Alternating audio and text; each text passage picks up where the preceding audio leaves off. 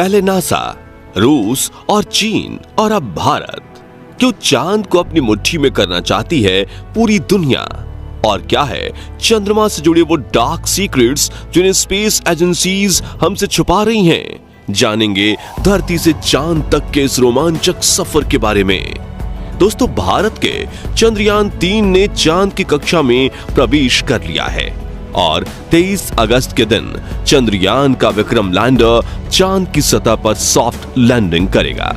वहीं रूस का लूना 25 भी चांद की तरफ रवाना हो गया है, जबकि साल 2024 में नासा भी अपने आर्टेमिस प्रोग्राम के तहत एक बार फिर वैज्ञानिकों को यानी एस्ट्रोनॉट्स को चांद पर भेजने वाला है और चीन भी जल्द ही एक और मून मिशन करने वाला है। लेकिन अब सवाल आता है कि इन सभी देशों को चांद पर ऐसा तो क्या दिख गया जो चारों तरफ चांद पर पहले पहुंचने की होड़ मची हुई है? और आखिर चांद से जुड़े ऐसे तो कौन से रहस्य हैं जिनसे पर्दा उठाते ही हमारा चांद को देखने का नजरिया ही बदल जाएगा?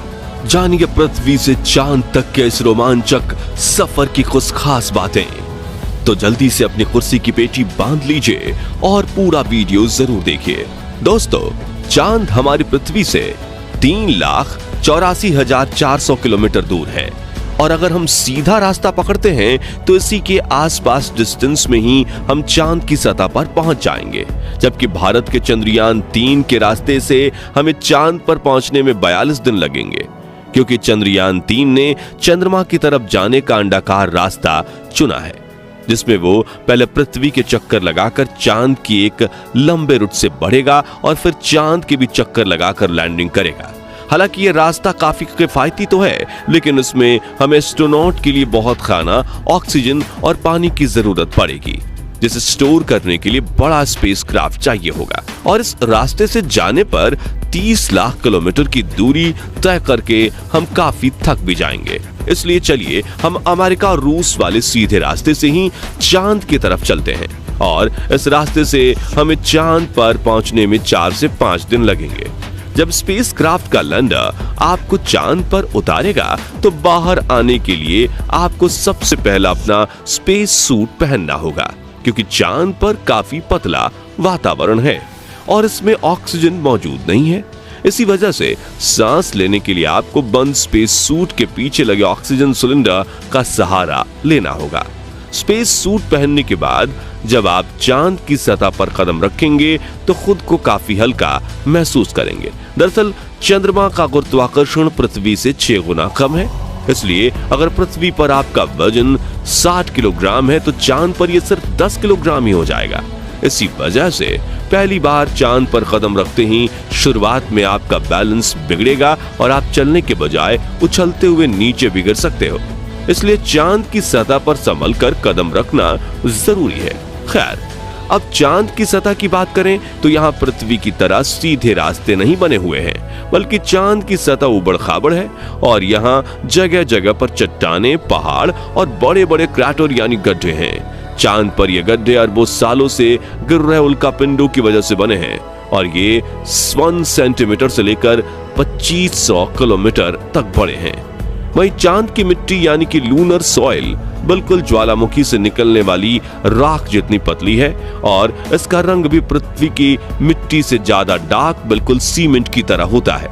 इस मिट्टी में खुरदरापन न होने की वजह से आप जैसे ही इस पर कदम रखेंगे आपके पैरों के निशान बन जाएंगे, जिस वजह से चांद पर सबसे पहले कदम रखने वाले एस्ट्रोनॉट नील आर्मस्ट्रॉन्ग और बल्ज एल्ड्रिन के पैरों के निशान आज भी मौजूद हैं। अब चांद की खूबसूरत जमीन देखने के बाद साथियों, आप अपनी नजरें जब ऊपर की तरफ करेंगे तो आपको हमारी पृथ्वी भी दिखाई देगी। जी हाँ, जैसे पृथ्वी पर चांद का उदय होता है वैसे ही चांद पर भी पृथ्वी का उदय होता है। बस फर्क इतना है कि पृथ्वी से देखने पर चांद काफी छोटा लगता है और चांद से देखने पर पृथ्वी बहुत बड़ी दिखाई देती है और यहाँ से धरती की खूबसूरती देखकर आप मंत्रमुग्ध हो जाओगे। अब अगर आप चांद के उत्तरी ध्रुव पर लैंड करोगे तो आपको अपने आसपास भूतकाल में फैले हुए स्पेस मिशन के स्पेसक्राफ्ट और सैटेलाइट के टुकड़ों के साथ प्लास्टिक बैग में भरा हुआ कूड़ा भी दिखेगा। ये कूड़ा नासा के उन 12 एस्ट्रोनॉट्स ने फेंका है जो चांद पर जा पाए। दरअसल इन बैग्स में इनका मलमूत्र और खाने के रैपर्स वगैरह का वेस्ट है। वहीं अगर आप चांद के दक्षिणी ध्रुव पर उस जगह उतरते हैं जहां 4 साल पहले चंद्रयान 2 क्रैश लैंड होकर गिरा था, तो वो आज भी आपको उतनी बुरी कंडीशन में नहीं मिलेगा, क्योंकि क्रैश लैंड होने के बाद ना तो वो बारिश और ना ही तूफानी बवंडर से रूबरू हुआ है। इसलिए अगर आप उसे अपने स्पेसक्राफ्ट में फिट करके पृथ्वी पर वापस ले आए तो उसे ठीक करके वापस भेजा जा सकता है। दोस्तों, आप ये तो जानते ही होंगे कि स्पेस के सभी सेलेस्टियल ऑब्जेक्ट्स पर अचानक उल्कापिंडों की बारिश हो जाती है। ये तो अच्छा है कि पृथ्वी की मैग्नेटिक फील्ड इन उल्कापिंडों को या तो साइड में धकेल देती है या फिर ग्रेविटी और एटमॉस्फेयर इसे धरती तक पहुंचने के पहले ही जलाकर राख कर देते हैं। लेकिन चांद की मैग्नेटिक फील्ड पृथ्वी के मुकाबले काफी कमजोर है। इसकी ग्रेविटी भी कम है और यहाँ घना वातावरण भी मौजूद नहीं है।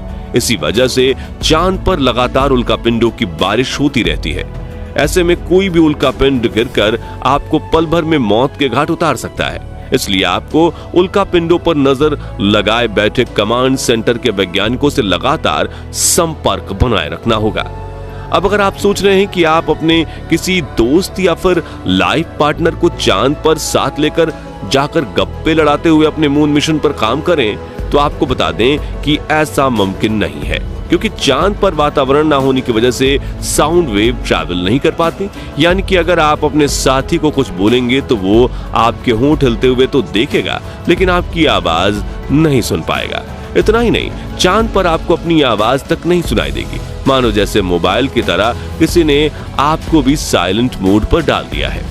हालांकि एस्ट्रोनॉट चांद पर एक प्रेशराइज्ड स्पेस सूट पहनते हैं, जिसमें साउंड वेव को ट्रैवल करवाने के लिए नाइट्रोजन और ऑक्सीजन की मदद से कृत्रिम वायुमंडल बनाया जाता है। साथ ही इन्हें एक माइक्रोफोन वाली हेडफोन पहनाई जाती है, जिसके जरिए ये अपनी साथी और कमांड सेंटर की आवाज सुन सकें और जवाब भी दे सकें। अब दोस्तों, चांद पर अपने काम को पूरा करके जब आप सोने जाएंगे तो सुबह आपको सूरज की रोशनी नींद से नहीं जगाएगी, क्योंकि चांद को अपनी धुरी पर घूमने में 28 दिन लगते हैं, जिस वजह से चंद्रमा पर एक दिन 14 दिन का होता है और 14 दिन की रात होती है। यानी कि वहां एक दिन रात पृथ्वी के 28 दिन के बराबर होता है। ऐसे में अगर आप दिन के समय चांद पर गए तो 24 घंटे ही आपके आसपास उजाला होगा और सोने व जागने के लिए आपको पृथ्वी के समय का इस्तेमाल करना होगा, क्योंकि आपका शरीर उसी तरह से काम कर पाएगा। बता दें कि अंतरिक्ष में गए सभी astronauts omega speedometer professional watch पहनते हैं, जिसमें वो रात का अलार्म लगाकर सोते हैं और सुबह अलार्म बजते ही उठ जाते हैं। साथियों, एक और बड़ी दिक्कत है कि रात के समय चांद का तापमान -130 डिग्री तक पहुंच जाता है, जबकि दिन के समय यही तापमान 120 डिग्री सेल्सियस तक बढ़ जाता है।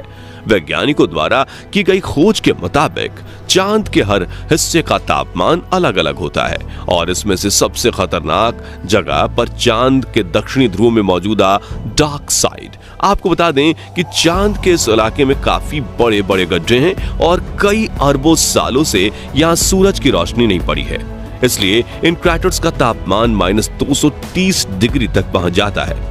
इतने कम तापमान में स्पेसक्राफ्ट के उपकरण काफी ठंडे पड़ जाते हैं और कुछ तो इस तापमान की मार झेल नहीं पाते। इसी वजह से दुनिया के किसी भी देश ने चांद के दक्षिणी ध्रुव में लैंडिंग नहीं की है और यही वजह है कि भारत अपने चंद्रयान 3 को वहां पर दिन के समय में ही उतारने वाला है, ताकि तापमान ज्यादा ठंडा ना रहे।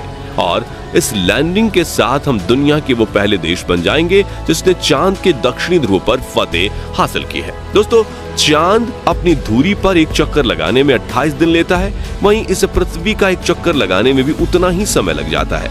इसलिए हम चांद का सिर्फ एक हिस्सा आज तक देख पाए हैं और अगर आप चांद के पिछले हिस्से के अंधेरे वाले इलाके पर पहुंच गए तो आपके साथ काफी खौफनाक चीजें हो सकती हैं। बता दें कि चांद पर कई सालों से रिसर्च कर रहे कुछ वैज्ञानिकों का यह भी कहना है कि भूतकाल में वहां कोई एलियन सभ्यता बसी थी और आज भी चांद के डार्क जोन में एलियन मौजूद हो सकते हैं। हालांकि आज तक किए गए सभी मून मिशन में हमें उनकी मौजूदगी का कोई पुख्ता सबूत नहीं मिल पाया है, लेकिन अब चांद के इस रोमांचक सफर को यहीं पूरा करके अपने स्पेसक्राफ्ट में बैठकर पृथ्वी पर वापस लौट आते हैं और ये जानने की कोशिश करते हैं कि वैज्ञानिकों को चांद में इतनी दिलचस्पी है क्यों।